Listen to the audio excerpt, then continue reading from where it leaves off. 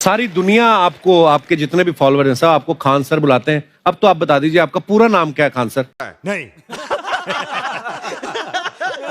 Actually क्या है कि एक शिक्षक के लिए खुद के नाम से ज्यादा मायने रखता है कि उसके द्वारा पढ़ाए गए लड़के देश का नाम रोशन करें यहाँ पर। तो वो लक्ष्य मेरे लिए ज्यादा इंपॉर्टेंट है, हमको अपने से नहीं ज्यादा मतलब नहीं। वाह।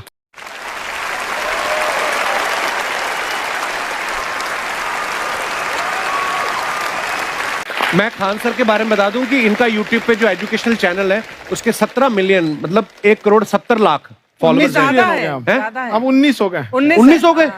बाप रे, क्या बात है, वाह। तो लॉकडाउन से पहले सर 30,000 थे। हाँ। एकदम लॉकडाउन के बाद जितनी आपकी सब्सक्रिप्शन बढ़ी है उतनी तो OTT प्लेटफॉर्म्स की नहीं बढ़ी जितनी आपकी बढ़ गई। ये नेक काम की शुरुआत कैसे हुई थी खान सर? लॉकडाउन से पहले हम लोग ना ऐसे फिजिकली क्लास में ज्यादा पढ़ाते थे। अच्छा जी। क्लास में भी बहुत भीड़ रहती थी, लड़के पढ़ नहीं पाते थे। मजबूरी हो गई लॉकडाउन के बाद यूट्यूब पर पढ़ाना, क्योंकि दूसरा कोई ऑप्शन ही नहीं था। और हमको भी नहीं समझ में आया कि लोगों ने क्यों इतना ज्यादा सब्सक्राइब करते गए, क्योंकि हम तो वैसे ही पढ़ा रहे थे जैसे पहले पढ़ाते थे वहां पे। तो बस ये रहता है कि लड़कों को पढ़ाई से रिलेटेड उसको डाउट ना रह जाए कोई भी, क्योंकि जब हम लोग पढ़ते थे ना तो सबसे पीछे आते थे, हम लोग क्लास के पीछे बैठते थे। हम लोग मान लिए थे कि ये लोग बहुत अच्छे पढ़ने में, हम लोग का तो कुछ नहीं हो सकता है यहाँ पे। और घर वालों को भी लगता था तो जीव ले ला, कैसे भी काम चल जाएगा। बाद में हम लोग को पता चला ना कि टीचर की गड़बड़ी थी, हमारे ऊपर ब्लेम लगा दिया। सर आइए, बहुत बहुत स्वागत है आपका। वाकई एक्चुअली अगर पढ़ाने का तरीका इतना सरल हो, आसान हो, जैसे ना सर मुझे बचपन में ना मुझे हिस्ट्री का पढ़ने का बड़ा मजा आता था।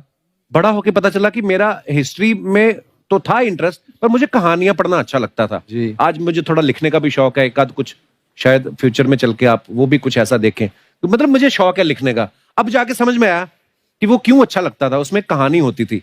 तो ये नहीं हमें पढ़ाया, हमें रट्टा मरवाते थे। तो ये जो आपका ये जो तरीका ये बहुत ही बढ़िया है। काश हमारे समय में भी ऐसा होता, यूट्यूब पे अच्छे अच्छे शिक्षक होते। हालांकि हमारे टीचर भी बहुत अच्छे थे। लेकिन इतने डिटेल में खान सर, मैंने आपके वीडियोस देखे हैं, मतलब जिस सब्जेक्ट को आप जानते भी ना हो और अगर लेक्चर देखें और सुने तो उसमें इतनी रुचि पैदा हो जाती है। बिकॉज हम सब टीचर्स के द्वारा ही पढ़ाए गए हैं और हमारे अच्छे टीचर्स भी रहे हैं, लेकिन जरूर आप में एक बहुत ही खास बात है कि आप हर सब्जेक्ट को बहुत इंटरेस्टिंग बना देते हैं। और थैंक यू। इसमें क्या है ना, टैलेंट जो है ये टीचर्स को विजुअल ट्रेनिंग कैसे देनी है, जो बताया अभी कपिल जी ने। कहानी, मैं एक छोटा प्रश्न पूछता हूँ। असैसिनेशन की स्पेलिंग किसको मालूम है यार? लोग बिलीव नहीं करेंगे लेकिन मुझे मालूम है। असैसिनेशन की स्पेलिंग होती है भाई एस माने गधा, गधे के ऊपर एक और गधा, एक और एस, उसके ऊपर आई मतलब मैं पूरा, तो मेरे ऊपर पूरा देश नेशन, आई नेशन। तो ASSASSI मैं ये जितना विजुअल कर दें पढ़ाने को, जितना आसान कर दें। वो याद नहीं होता था रेडियो किसने बनाया, बोला रेडियो चल नहीं रहा, इसको मार थप्पड़ मार, कोनी मार, कोनी मार, कोनी मार, कोनी ने बनाया। याद हो गया, मार कोनी ने बनाया। जितना विजुअल कर दो।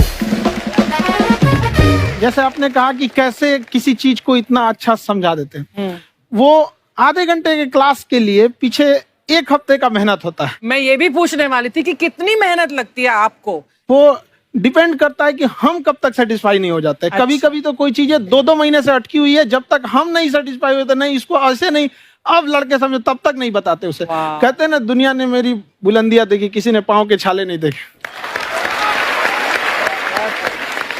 क्या है ना कि हम लोग अपने स्टूडेंट लाइफ में इतना पीछे थे ना, कभी कभी अपने आप को से डर लगने लगता था, यार हम कहाँ आ गए, हमारा कुछ हो सकता है कि नहीं हो सकता है यहाँ पे। तो लेकिन ना कुछ सीखने का बड़ा शौक था। हाँ। तो जैसे एक फिल्म बनाने से पहले डायरेक्टर कितने महीने की प्रैक्टिस करता, 2 साल की मेहनत के बाद एक 3 घंटे की फिल्म बनाना पड़ता है। उस तरह से थोड़ा काफी मेहनत करना पड़ता है पीछे से, तब जाके समझ में आता है। और धीरे धीरे एक्सपीरियंस होने से थोड़ा समझ में आ जाता है कि क्या कहाँ पे कौन सा चीज डाउट आएगा वहां पे। और आपसे पढ़ाई करने का ये भी फायदा है, ये पीट नहीं सकते ना यूट्यूब चैनल से, अंदर से निकल के थप्पड़ भी नहीं मार सकते। हमें तो पीटा इतना है ना, हम तो मतलब टीचर से सवाल नहीं पूछ सकते थे। अभी बचपन में पूछ भी लिया ना कि सर सूरज कितना दूर है, तुझे जाना है उधर। मतलब ये नहीं कि बच्चे के साथ दोस्ती करो, उसके साथ। आजकल माहौल बहुत बदल गया है। अब तो बच्चों की पिटाई भी नहीं होती, हमारे टाइम बड़ी पिटाई होती थी। हम भी कहते हैं, हमसे भी लड़के नहीं पूछते हैं, क्योंकि उन्हें पूछने की नौबत ही नहीं आती है। क्लियर हो जाता है ऐसे ही। वाह क्या बात है। मैंने देखा है सर आपके फॉलोअर्स में रवीना टंडन भी है एक। तो जब आप आए, कितनी मुस्कुराहट आई खान साहब आपके। तो जब कभी आप कोई नया वीडियो डालते हैं तो आप उनको पर्सनली मैसेज करते हैं कि किसी अरे, चीज पे अरे। डाउट हो तो कॉल मी एनी टाइम, ऐसा करते हैं आप?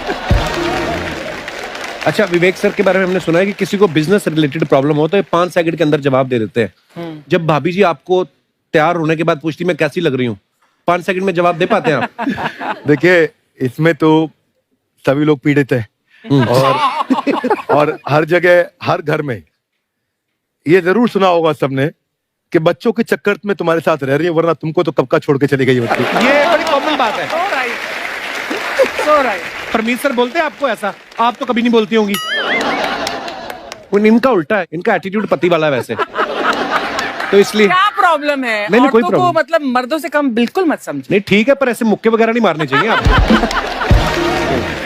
सर आपने अभी तक शादी नहीं की ना खान सर? नहीं, इतने पॉपुलर हो गए आप, आपका सेंस ऑफ ह्यूमर इतना अच्छा है, तो बड़े सारे प्रपोजल तो आते होंगे आपको। अभी तो इधर कुछ नहीं है सर। खान सर पर्सनल सवालों का जवाब कम देते हैं। अच्छा, वैसे हम शादीशुदा लोगों को देखने के बाद हमको थोड़ा सा और अच्छा, कई बार ना इंसान ज्यादा मोटिवेशनल स्पीकर्स को सुन लेना तब भी कंफ्यूज हो जाता है। कोई कहता है बड़े सपने देखो, गाड़ी लो, बैंक बैलेंस बनाओ। कोई कहता है कि इच्छाएं नहीं रखनी चाहिए, ये दुखों का कारण है। हम किसकी सुने गुरुजी? सुने सबकी, करे खुद की। जो दिल से निकले। दिल से निकले, क्योंकि जो सुनते हैं हम कई बार सुनते हैं और उसको खुद की प्रोसेसिंग करते ही नहीं है, और जब दूसरों की बातें सुनकर बिना प्रोसेस करके फॉलो करने लगते हैं, उसी को तो हम अंधश्रद्धा कहते हैं। बिल्कुल। उसको प्रोसेस करे, अपने दिल से जो रेजोनेट होता है उसको सोचे और फिर करें। मम्मी सुना, मेरी मम्मी के आगे डॉक्टर फेल है। मम्मी की जो सहेली ऑन द स्पॉट इसके साथ बैठी है, और इनको अगर कोई प्रॉब्लम है, फॉर एग्जाम्पल कोई शुगर की प्रॉब्लम है, तो उन्होंने जो बोल दिया वो अंतिम सत्य है। ले मैनू फलानी कहंदी है, ऐ खाड़ो तो ऐ हो जाता है। ये सवाल मैंने आपके लिए पूछा था। I wanted to ask Khan sir कि आपका एक एपिसोड था ट्रेन के बारे में, कि ट्रेन में ऐसा क्यों होता है, शुरुआत में ऐसा हुआ था, ये यहाँ पर बोगी के लिए ये कनेक्शन, तो ये सोर्स क्या होते हैं आपके, कहाँ से आपसे ढूंढ सुन के लेंगी, लाते उसके हैं? बाद खुद का चैनल शुरू करेंगी। कुछ चीजें तो ऐसे डायरेक्टली मिल सकती हैं, और नहीं तो वहाँ ऑन द स्पॉट जाके वहाँ पे पूछ लेते, जो वर्कर होते हैं ना, उन लोग को ज्यादा आइडिया रहता है, उन लोग से वो पूछ लेते हैं कि ये कैसे काम करता है, तो वो ज्यादा कोशिश करते हैं कि हम किसी चीज को खुद से अगर जाने रहेंगे तो ज्यादा अच्छे से डिलीवर कर सकते हैं। तो कई बार वहाँ यार्ड वगैरह में भी चले जाते हैं पता करने के लिए। लेकिन बहुत इंटरेस्टिंग था। हवाई जहाज पर भी बनाइए। आप कहती हैं तो एक उस पर भी बना ही देंगे। बहुत शुक्रिया। जी। अच्छा सर, कई बार ना माँ बाप भी, जो मैं ये कहूंगा कि उनकी गलती होती है कि अगर अब बच्चा आपका 4-5 साल का है, आप शुरू से उसके मन में डालना शुरू कर देते हो कि ये तो इंजीनियर बनेगा। हो सकता है बाप इंजीनियर हो, वो चाहता है कि जरूरी तो नहीं है। अब मेरे पिताजी पुलिस में थे जी, मेरे मामा सब आर्मी में थे, मैं अकेला इस फील्ड में निकला है, मुझे ये चीज अट्रैक्ट करती थी। ये कहाँ तक सही है सर? जी मेरे हिसाब से तो बच्चों पे कभी प्रेशर नहीं डालना चाहिए, लेकिन साथ ही साथ हमको ये भी देखना चाहिए कि जैसे एल्बर्ट आइंस्टाइन ने एक बहुत अच्छी बात बताई थी, अगर एक खरगोश हो, एक बंदर हो, एक हिरन हो, एक शेर हो और एक मछली हो, उन सब को आप एक कतार में खड़ा कर दीजिए और उन सब के लिए एक ही टेस्ट हो कि आप पेड़ पे सब लोग कैसे चढ़ पाए। बहुत खूब। ओके, अब सबको एक टेस्ट कैसे दिया जाए? मछली तो आत्महत्या कर लेगी सोच के कि मैं तो कोई पास ही नहीं होंगी, ये मछली कैसे पेड़ पे चढ़ेगी? राइट। लेकिन कई बार ऐसे हो गया ना कि एजुकेशन सिस्टम ऐसी बन गई कि बस ग्रेड्स हो गए, सब्जेक्ट्स पढ़ने हैं, Right. जो भी किया है और वो भी जरूरी है, लेकिन वो करते करते बच्चों की जो इंटरेस्ट है, बच्चों की जो पैशन है, उसमें उनको एंकरेज करना बहुत ज्यादा जरूरी है। एक पिताजी एक बार अपने बेटे को ऐसा चाटा मारे जोर से, तो पड़ोसी ने पूछा क्यों मार रहे जी?